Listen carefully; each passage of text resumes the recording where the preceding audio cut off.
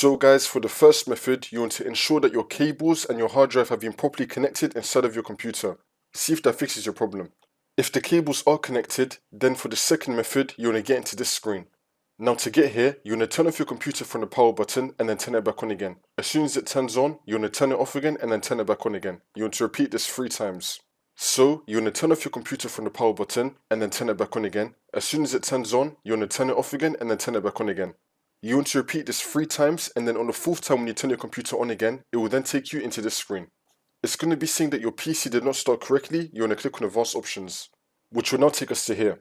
Now once you're on this, you want to click on Troubleshoot, Advanced Options, and then Command Prompt. If you do not see Command Prompt in this list, then you want to click on See More Recovery Options. Then it should appear right here.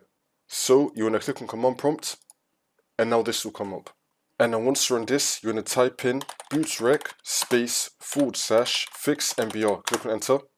And now you want to type in BOOTMGR /fix-boot. Click on Enter again. If it says access is denied, just ignore it.